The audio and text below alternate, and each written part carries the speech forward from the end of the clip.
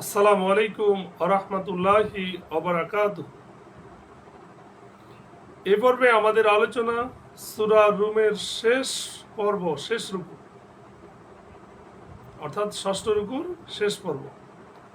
আলহামদুলিল্লাহ ওয়াসসালাতু ওয়াসসালাম আলা রাসূলিল্লাহ ওয়া আলা আলিহি ওয়া সাহবিহি আজমাইন, আম্মা বাদ। আউযু বিল্লাহি মিনাশ শাইতানির রাজিম। বিসমিল্লাহির রহমানির রহিম। রব্বি ইশরাহ লি সাদরি ওয়া ইয়াসসির লি আমরি ওয়াহলুল উকদাতাম মিন লিসানি ইয়াফকাহু কাওলি। আয়াত 54 এরশাদ হচ্ছে, আল্লাহুল্লাযী খালাকাকুম মিন দুফিন, আল্লাহ তাআলা যিনি তোমাদের সৃষ্টি করেছেন দুর্বল বস্তু থেকে এবং দুর্বলতার পর তিনি শক্তি দান করেন, আর শক্তির পর তিনি আবার দেন দুর্বলতা ও বার্ধক্য। তিনি যা ইচ্ছা সৃষ্টি করেন এবং তিনি সর্বজ্ঞ, সর্বশক্তিমান। এখানে প্রথম বিষয় হচ্ছে যে আল্লাহ তাআলা তার স্বীয় অসীম ক্ষমতার আরো একটি পরিপূর্ণতার কথা বর্ণনা করেছেন, তা হলো মানুষ সৃষ্টির বিভিন্ন স্তর। দুর্বলতার অর্থ হলো পানির ফোঁটা, বীর্যবিন্দু অথবা শিশু অবস্থা। দ্বিতীয় হচ্ছে যৌবনকাল, যাতে দৈহিক ও জ্ঞান বুদ্ধির শক্তি পরিপূর্ণতা লাভ করে। তৃতীয় হচ্ছে যে দুর্বলতা বলতে বার্ধক্যকালকে বোঝানো হয়েছে, যে কালে জ্ঞান বুদ্ধি ও শারীরিক শক্তি কম হতে শুরু করে। আর বার্ধক্য বলতে বৃদ্ধ বয়সের ওই অবস্থাকে বোঝানো হয়েছে যখন মানুষ অতি দুর্বল হয়ে পড়ে, মনোবল ক্ষীণ হয়ে যায়, অস্থি ও হাত পায়ের সঞ্চালন ও ধারণ ক্ষমতা দুর্বল হয়ে যায়, চুল সাদা হয় এবং বাহ্যিক ও অভ্যন্তরীণ সকল হুলিয়ার পরিবর্তন হয়। কোরআন মনুষ্য জীবনের এই চারটি বড় বড় স্তরের কথা উল্লেখ করেছে, কিন্তু আলেমগণ তার অন্যান্য ছোট ছোট স্তরের কথাও বিস্তারিতভাবে বর্ণনা করেছেন, যা কোরআনের সংক্ষিপ্ত বর্ণনার ব্যাখ্যা। যে মানুষ একের পর এক ওই সকল অবস্থা ও স্তরে উপনীত হয়, তার মূল উপাদান হলো মাটি, অর্থাৎ তার পিতা আদম আলাইহিস সালামের সৃষ্টি মাটি থেকে হয়েছে, অথবা মানুষ যে খাবার খায় এবং তাতে যে বীর্য তৈরি হয়, যে বীর্য মায়ের গর্ভাশয় স্থান পেয়ে মানুষের জন্ম হয়, তা আসলে মাটি থেকে উৎপাদিত। তারপর তা বীর্য থেকে রক্তপিণ্ড, অতঃপর গোশতপিণ্ড, অথবা গোশতপিণ্ডকে পরিণত করা হয় অস্থি পঞ্জরে, অতঃপর অস্থি পঞ্জরকে ঢেকে দেওয়া হয় গোশত দ্বারা, অতঃপর তাতে রূহ সঞ্চার করা হয়। তারপর মাতৃগর্ভ থেকে অতি ছোট, দুর্বল ও কোমল অবস্থায় জন্মগ্রহণ করে। তারপর ধীরে ধীরে সে বাড়তে থাকে, শৈশব, কৈশোর ও যৌবনকালে পদার্পণ করে। তারপর শুরু হয় দুর্বলতার দিকে ফিরে যাওয়ার পালা, তারপর বার্ধক্যের আরম্ভ, অতঃপর স্থবিরতা এবং পরিশেষে মৃত্যু তাকে নিজের কোলে টেনে নেয়।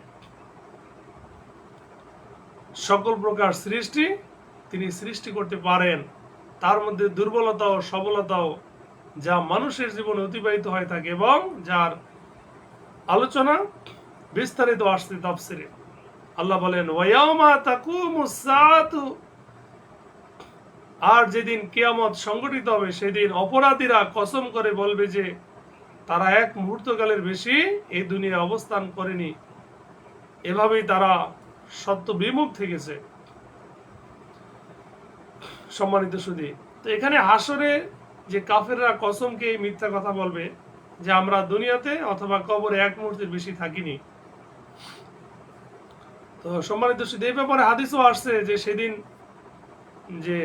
সেদিন যখন আসবে তখন আল্লাহর অনুমতি ছাড়া কেউ কথা বলতে পারবে না। কবরে যখন কাফেরদেরকে জিজ্ঞেস করা হবে তোমার পালনকর্তাকে এবং তোমার নবীকে, তখন সে বলবে হায় হায়, আমি কিছুই জানি না। আল্লাহ তাআলা আমাদের হেফাজত করুক। এজন্য বলা হয়েছে যে আল্লাহ তাআলা যখন চাইবেন তা মুহূর্তের মধ্যে সাথে সাথে প্রতিষ্ঠিত হবে, অথবা এজন্য বলা হয়েছে যে তা যখন প্রতিষ্ঠিত হবে তখনকার সময়টা হবে পৃথিবীর সর্বশেষ সময়। দ্বিতীয় বিষয়, পৃথিবীতে অথবা কবরে তারা নিজেদের অভ্যাস মতো মিথ্যা কসম খাবে, কারণ তারা পৃথিবীতে যতদিন অবস্থান করেছে তা তো তাদের জানা। আর যদি উদ্দেশ্য কবরের জীবন হয় তবে তাদের কসম অজ্ঞতাবশত হবে, কারণ কবরের অবস্থানের সময় তাদের অজানা। অনেকে বলেন যে কিয়ামতের কঠিনতা, ভয়াবহতা বা দীর্ঘতার কারণে পৃথিবীর জীবন তাদেরকে সামান্য ক্ষণ বা মুহূর্তকাল মনে হবে। আল্লাহ বলেন, ওয়াকালাল্লাযীনা উতুল ইলমা, আর যাদেরকে জ্ঞান দেওয়া হয়েছে, ওয়াল ঈমানা, ও ঈমান দেওয়া হয়েছে,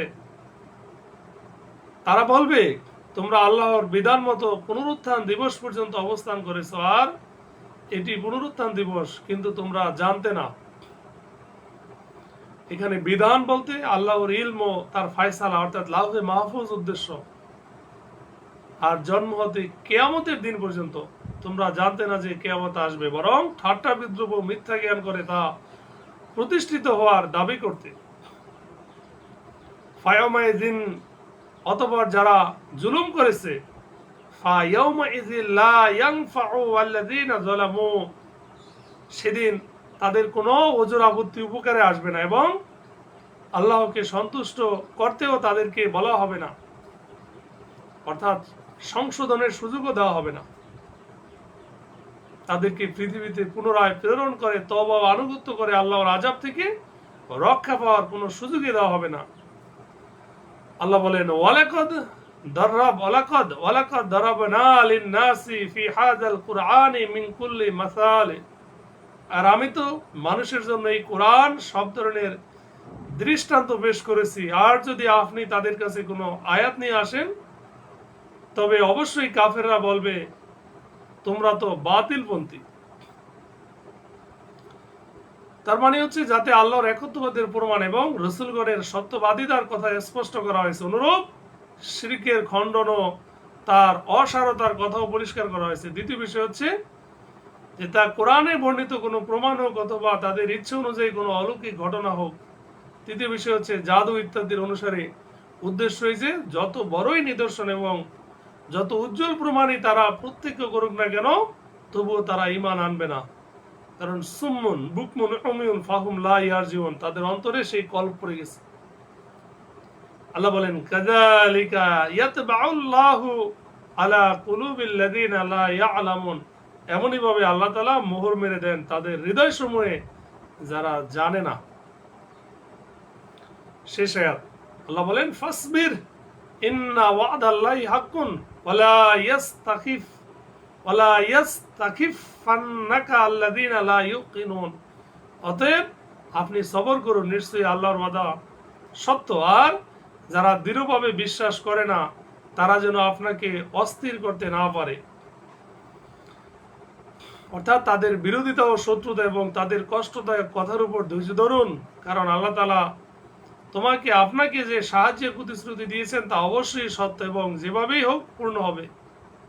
দ্বিতীয় বিষয় হচ্ছে আপনাকে ক্রোধান্বিত করে ধৈর্য সহ্য ত্যাগ করতে অথবা নমনীয়তা অবলম্বন করতে বাধ্য না করে ফেলে, বরং আপনি আপনার নিজ কর্তব্যে অবিচলিত থাকবেন এবং তা হতে এতটুকু বিচ্যুত হবেন না। আল্লাহ তাআলা আমাদের সঠিক বুঝ দান করুক, আমিন। আসসালামু আলাইকুম ওয়া রাহমাতুল্লাহ।